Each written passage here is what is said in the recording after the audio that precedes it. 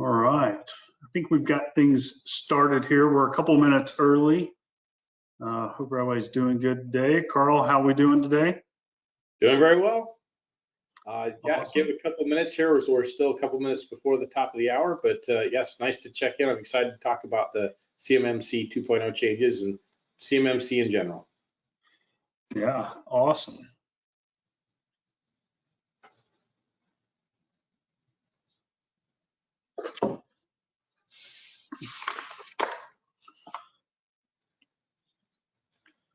Yeah, we'll just give it a couple more minutes as we wait on some of the attendees to come in.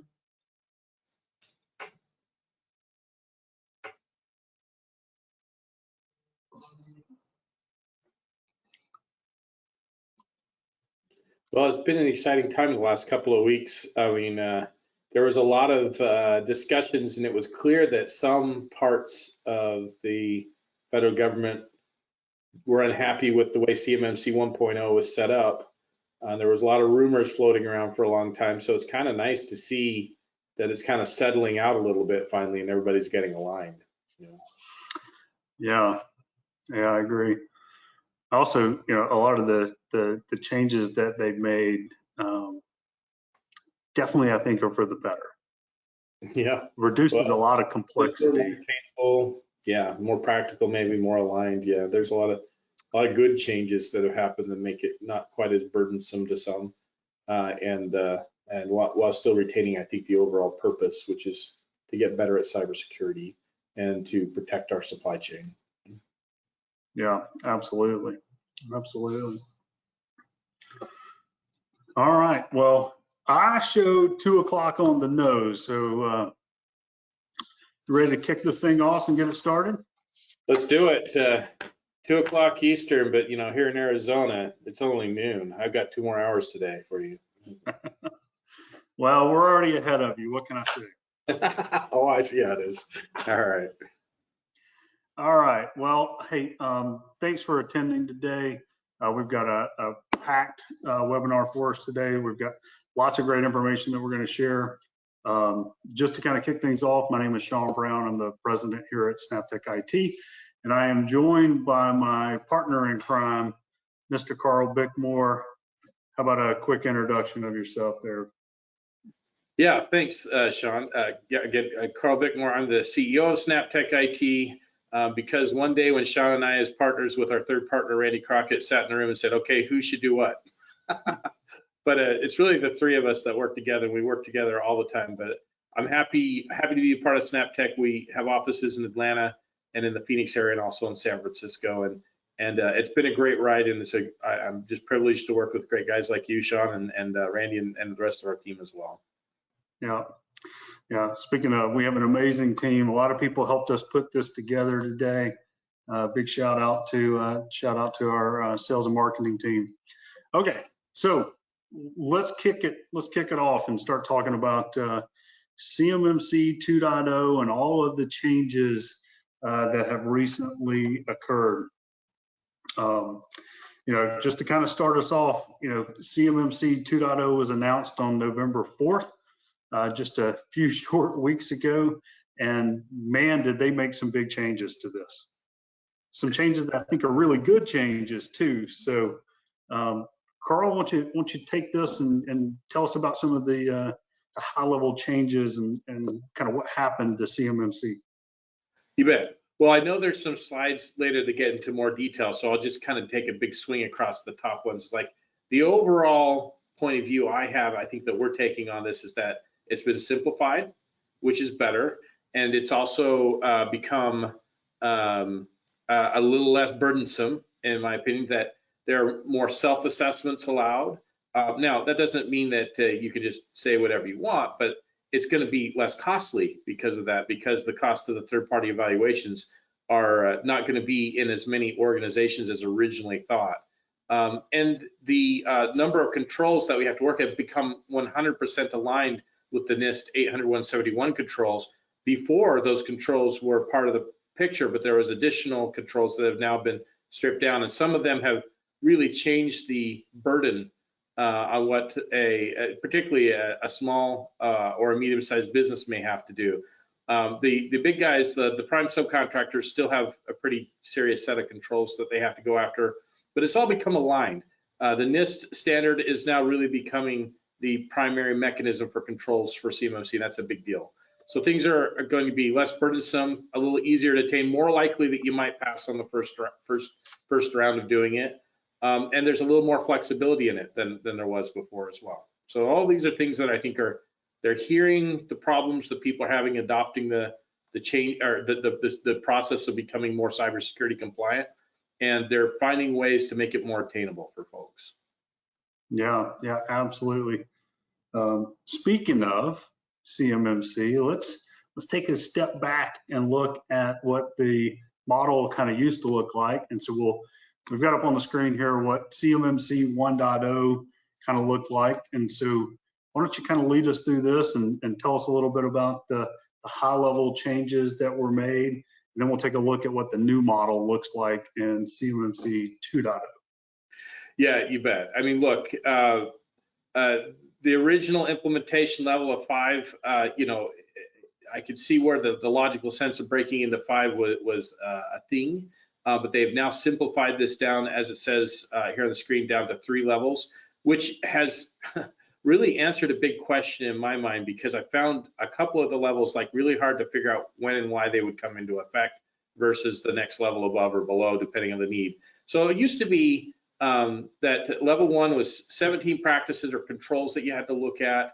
All assessments previously were going to be done by third parties, meaning a certified third party auditing organization, or a C3PAO. And that alone was going to be a significant burden from a cost and time standpoint, but also the preparations for it. And it's really thought that a lot of folks were going to need to march through the different levels, first get certified level 1, then hire an audit for level 2, then go to 3, so forth, so on. And so the practices and controls drew at each level before, but they just recognized that there's not a lot of good distinction between, say, level 2 and 3 and level 4 and 5. And so in the next slide, we'll kind of show how this has shifted, but there was a lot of controls, or practices as they're called, a lot of processes that you had to do, and those have become simplified. And now, rather than partially 800, NIST 800-171 and partially other controls, it's really now fully aligned on the NIST 800-171 controls. Yeah, great. So speaking of the new model, let's take a look at what the new one looks like. You can see CMMC 2.0 here. We've simplified it down to just 3 levels. Why don't you walk us through and tell us kind of a little bit about what you see in this 2.0 version, and kind of what kind of some of the benefits are in this new simplified model. Yeah, well, okay, so the biggest thing to realize is just level 2 and 4 have just kind of been removed from the list. That's basically how this worked. So what was previously level 1 is actually still pretty similar to level 1. The big change is now it's a self-assessment process rather than a required third-party assessment. And then what was previously level 3 is now level 2. And now it's typically thought that if you handle federal contract information, FCI, you need to do level 1. And I'm just going to tell you right now, it actually doesn't matter what business you are, you need to do those 17 things anyway to just not have big cybersecurity problems in your company. These are not just government compliance standards. These are things that really everybody should do. It's basic things, now referred to as foundational rather than basic hygiene, as it was being called before. But the point is that every organization should want to make sure they're on top of those 17 things, just as a general practice. And I can tell you here at SnapTech, even when we're working with clients that are not in the defense industrial base, are not formally looking to be CMMC compliant, those 17 practices apply. Every customer we work with. The level 2 is where you need to go if you're handling controlling classified information. The current ruling as it is right now affects only companies in the defense industrial base, but it's widely expected that it will extend to any organization anywhere in the supply chain for the federal government of any agency whatsoever, not just the Department of Defense and NASA and other organizations like that. And so it's really expected that if you handle CUI and you work with anything in the government, which is the only way you really should be handling that, you're going to probably need to be looking at level 2, which was previously level 3. The other key thing is that there's going to be a bifurcation here. There will be some companies that are going for level 2 that will need to actually have third-party auditing, and they'll be asked to do triennial third-party assessments. That's what the C3PAOs will be doing. They will need to be designated as a company that requires that by the CMMC, as it's called. Basically, if you have information deemed as especially secret or especially vulnerable or risky, they will deem your organization as needing level 2 with third-party assessment. The rest of the organizations not designated with that but still need to reach level 2 will be able to self-assess.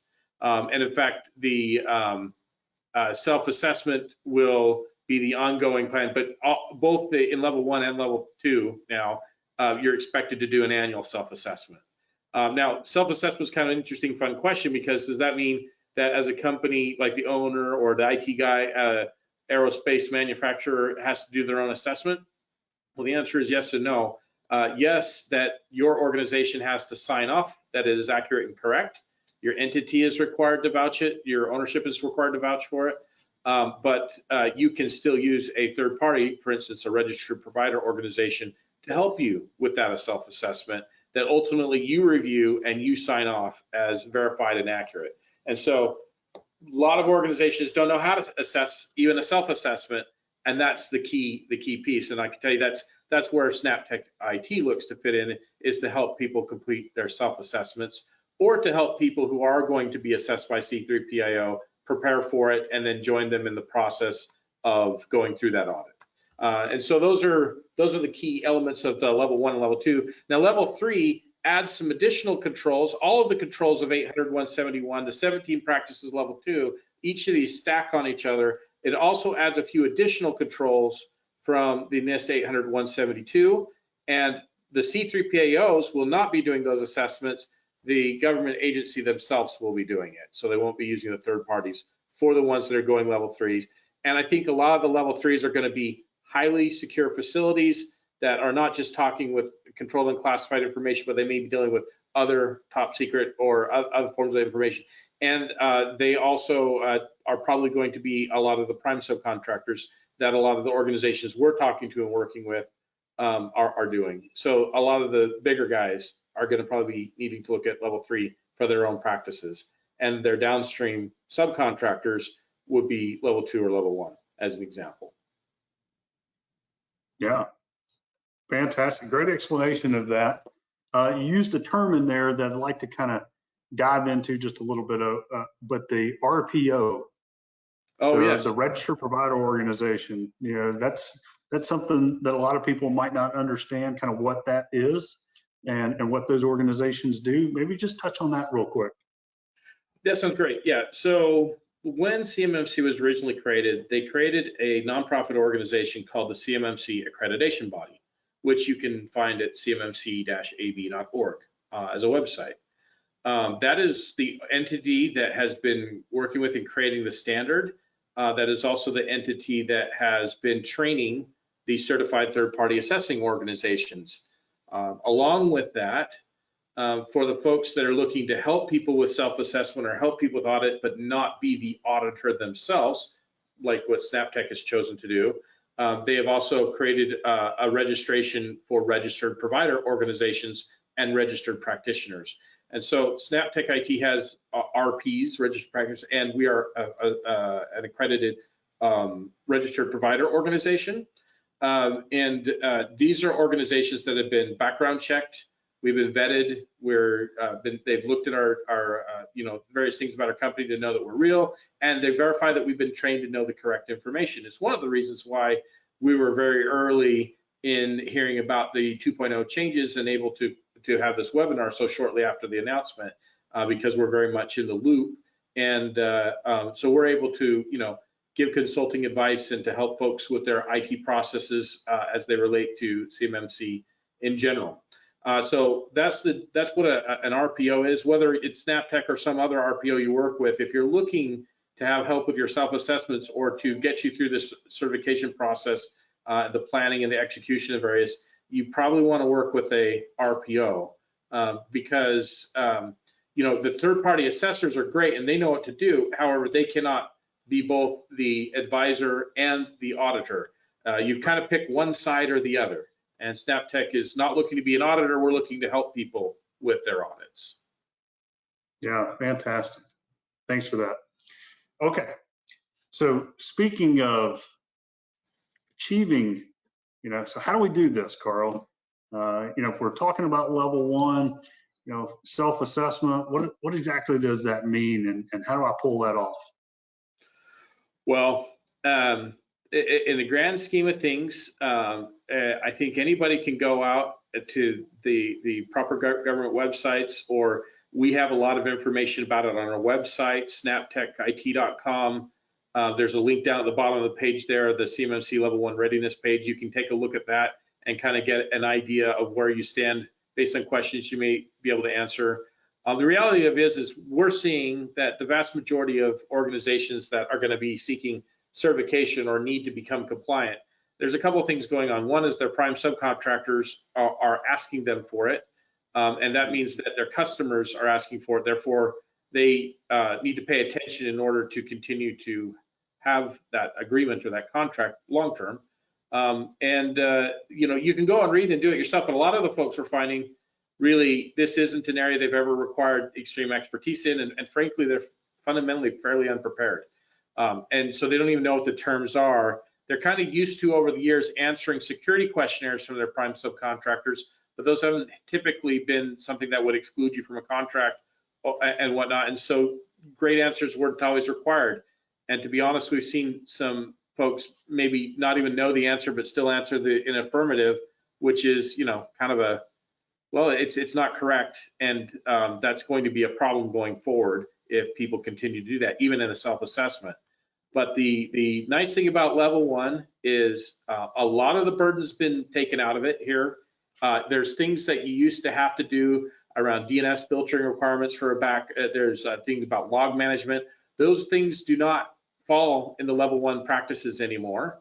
And so there's been a reduction, and the controls, the 17 controls are still the same fundamental areas that you need to do. And this is very achievable. And once again, just normal, good, best practices. And so begin by the process by kind of figuring out where you're at. And a lot of folks are going to need an organization to help them get a true, fair assessment.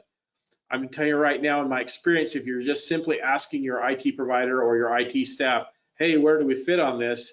If you're not good at holding accountable for really specifically the controls, show me the evidence, prove to me this is happening and that this isn't happening, and knowing how to manage that IT process at that level, you probably would still benefit from an RPO coming in and helping your IT team get this correct so that you don't have big surprises when the time comes for an actual audit or something you need to sign off on and certify that is correct to the government. Yeah, I'll tell you, so occasionally, depending on how they word those questions, they're not exactly worded in the most easy to understand terminology. So sometimes you may think one thing whenever it's actually something else. Just to kind of touch on that kind of self-assessment tool, we kind of took some of those questions and just tried to help provide in some plain English what some of those controls are, just to kind of help you gauge kind of where you're at in your progress and process. So yeah, I couldn't agree more, Shawn. I think the fundamental problem is people don't understand that just because somebody's an IT provider or an IT staff member of the team, that they may not know how to correctly answer. They think IT people know IT stuff. The reality of it is this is not the stuff that you do every day to go fix somebody's computer or make that CNC machine receive that file and begin production. That is just not what they do. It's a separate and a learned skill on top of standard IT practices. And so I've seen it multiple times. They'll say something like, hey, show us, how well you're doing on threat detection. And people think, oh, well, I've got a firewall and I've got antivirus installed, so I have threat detection, check. The answer is that person, and this is very common amongst IT people, doesn't even understand the difference between the protection controls and the detection controls. And once again, if you don't know how to hold your IT people accountable for this and know the fundamental definitions and how to, the reality of it is a lot of the IT providers in the space also don't know how to correctly answer those questions. And so they will unwittingly answer them incorrectly, believing that, oh, we've done this before, we have that, therefore, we'll check that we do that. That's kind of how that's gone for a while now.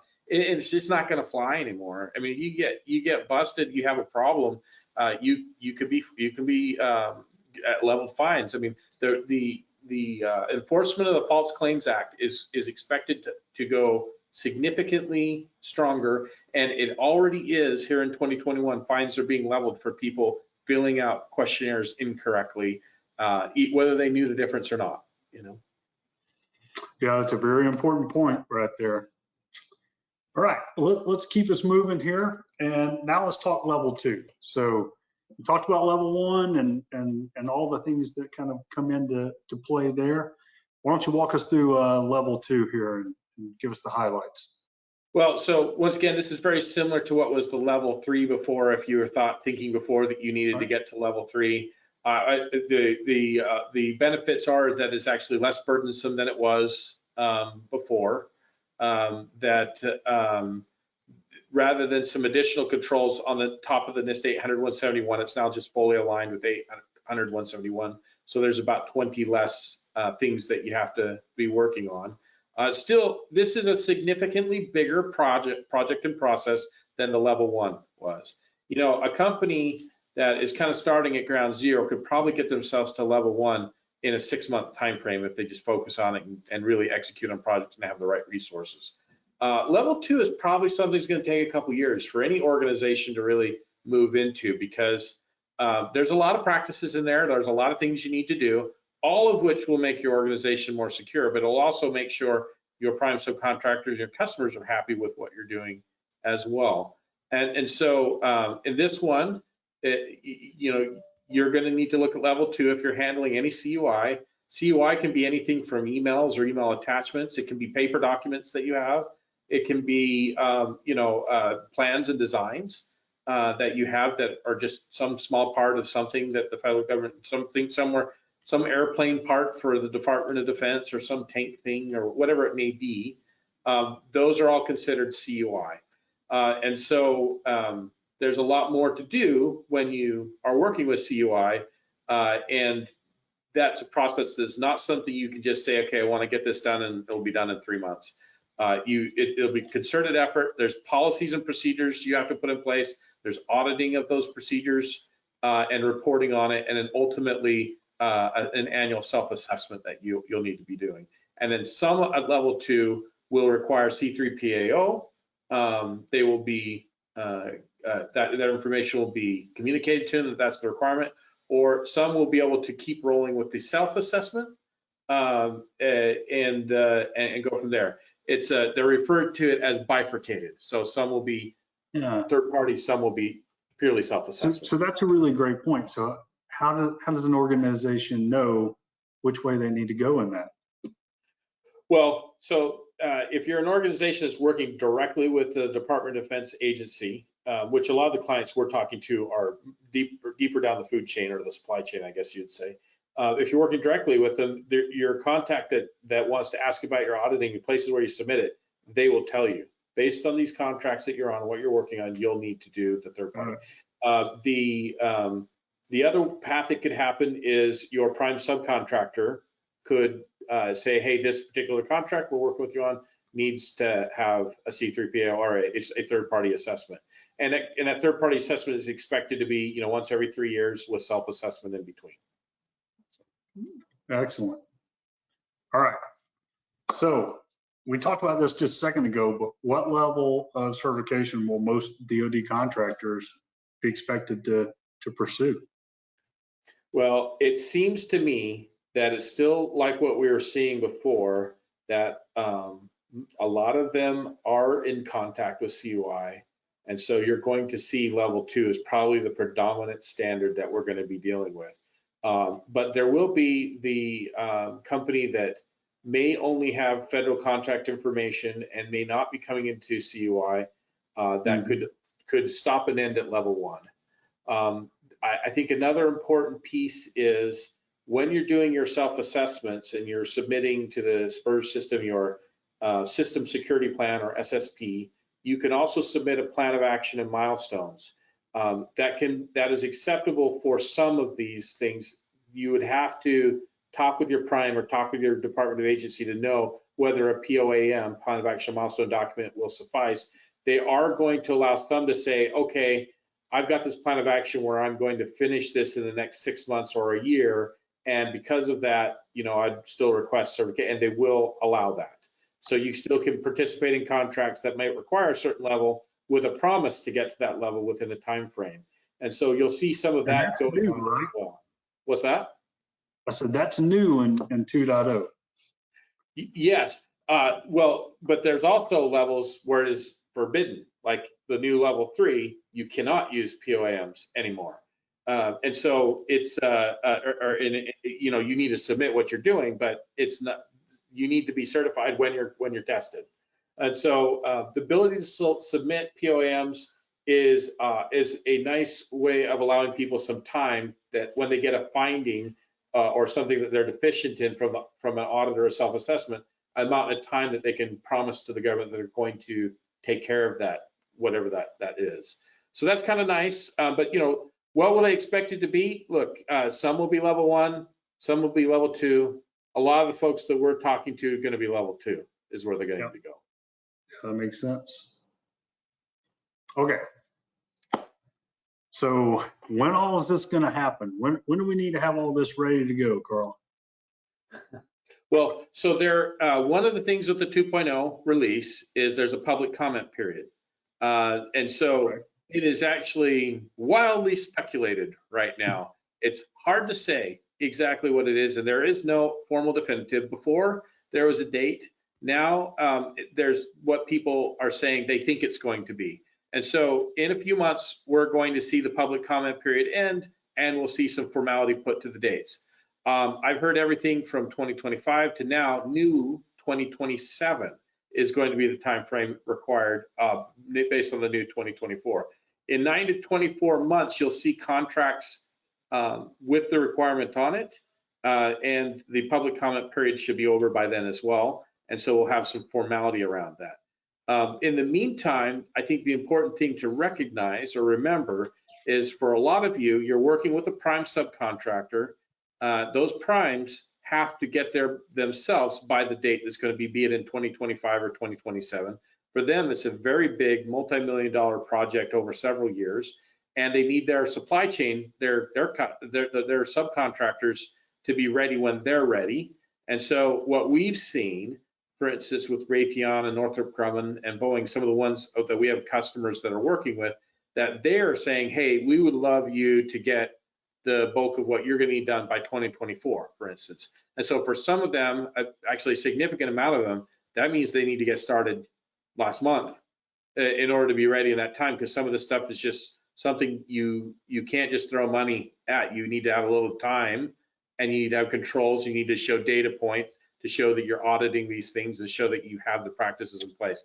And so it's going to be something that, if you're looking at level 2, it's probably still at a spot where you shouldn't hesitate. You're going to start getting asked for those self-assessments probably as soon as next year. So even though it's changed, it's still coming. Don't procrastinate. Yeah, it's not dead, that's for sure. I mean, a lot of people say, hey, it's changed, it's gone. That's not the case at all. And in fact, look, they're not doing the third-party assessments as much anymore, but their compensation to that is we're going to bear down on the False Claim Act and the Cybersecurity Initiative. And so, there's statements directly from federal agencies about the enforcement they want to do on it. So at one end, they're trying to say, hey, look, we still want to have some teeth in this, but they're trying to make it less burdensome, which I think is a good thing. I mean, some of the requirements around technical things that need to be done were very cumbersome for a small organization that just happens to find itself a subcontractor in the defense industrial base. In fact, it might only be a small portion of their business, And so the fact that it's not as burdensome as it was before is a big deal, but it's still here. It's still the law of the land. 871 DFARS controls, still the law of the land. Technically, you've been responsible for them since those laws were enacted. I mean, there was an expectation around self-reporting back in 2016. And so this hasn't changed in a sense of that it's coming and that you have to be thinking about it, but the burden has been reduced, and that's welcome, you know. Yeah, absolutely. Absolutely. So we talked about it a little bit, but here's some, steps and advice to plan and prepare. Don't procrastinate. It's definitely coming. It'll be here before you know it. Say what you will. I mean, look, I think a lot of people don't fundamentally understand the difference between, say, compliance and actual cybersecurity, because there is a difference. Doing something for compliance and so that you can keep on contracts and keep your customers happy is one thing. But I'll just say, all of us know, or even in our own business, had cybersecurity incidents. We know people that have. It's very prevalent. It's only growing. And it has been proven that no matter the size of organization you are a target. In fact, the pathway of getting to a small machine shop and compromising them and then using that to find their way into the prime subcontractors is a really proven, well-functional path. Mm-hmm. That's what this is all about, right? And so, honestly, it just doesn't matter how big or small you are. This is something that you're generally going to want to do anyway. Look, it's both patriotic, which I'm a big fan of doing the right thing by our community and our country, but it's also something that's good business. I mean, it's going to make your customers happier. It's going to make your IT and your systems more secure and more resilient to an issue and more prepared to handle one should one come. And so, look, this is not just about, hey, how do I get to compliance? There really is, or at least when we're working with a company, it's all about what do you really need? What's practical? What makes sense? And yes, let's get the compliance things in place that you need to, but at a timing that you can handle. But ultimately, this is really about better business and better practices to keep the risk out of your business. Yeah, 100%. Reduce risk in the business, not just check a box. Right. Yeah. Make it real. Let it live. The fact is there's a big amount of catch-up that needs to happen, particularly in the defense industrial base. There are a lot of folks that have done well, a lot of businesses. I can't tell you how many times I talked to an aerospace manufacturer or some type of company in the defense industrial base. They've been around since the 1950s. It's awesome. These companies are the backbone of what built what we have and who we are. They have supplied our country with what we've needed. But unfortunately, a lot of these old businesses are lacking some sophistication in their cybersecurity defenses. And that's what this is all about, is how do we raise the level? And I agree with it in concept, but let's do it the best way. Let's do it in a practical way. But everybody needs to get better. My own business, our own business, Shawn, needs to get better. And so does everybody in the defense industrial base or folks that are participating in federal contracts somewhere. Yeah, 100% agree. So we're right at time. Karl, any other parting words? Well, I would say, hey, if you have more questions, want to follow up, take a look at the online self-assessment tool that we have. There's the link is there on the page here, or just go to snaptechit.com and start looking around on our compliance section or our resource section. We make an effort to put educational material there, things that can be helpful. And feel free to reach out to us. And feel free to fill out the form on the webpage and ask for a conversation. There's no charge to talk to us. We're happy to share with you what we're thinking about. We clearly like to talk, so hit us up. We're always looking for an excuse to talk. So speaking of that, I'm just going to grab this, drag it over. If you're looking for more information about CMMC, you can always go to our website. We've got this whole compliance section here, and there's a whole page on CMMC compliance, and a lot of the information that we covered today is on this page for you. Including this CMMC kind of self-assessment tool that Karl mentioned a minute ago. Again, not a self-assessment that you're going to turn in for your level 1, but we tried to make it as simple, as easy as possible. You can go online, and we've kind of made those as user-friendly as we can in those questions, and to give you a great idea of just kind of where you're at in your progress towards CMMC. So, yeah, well, with that, I'd add one more thing, Shawn. It's like, look, as an organization, we're looking to find customers that want help with this. There's no doubt about that. But our method of doing that is to be educational, to provide help and assistance. And if people raise their hand and want help, we're happy to come and help. That's what we're looking to do as a business. But we think that the way to do that is to provide helpful, useful information. And when you raise your hand is when we'll engage. And so feel free to look around and see the stuff we put together. And hopefully you found it useful and helpful, and can take that back to your team and get busy on it. But if you want more direct assistance or more questions to ask, we're happy to remain helpful. Just let us know. Excellent. Well, Karl, thank you very much. Be on the lookout. We're planning to do a lot more of these CMMC and just cybersecurity in general educational webinars. So keep a lookout on the website and our different social channels for the next webinar. And with that, Karl, I'll see you later. All right, take care. Thanks, Take everybody. care. Thanks, everybody.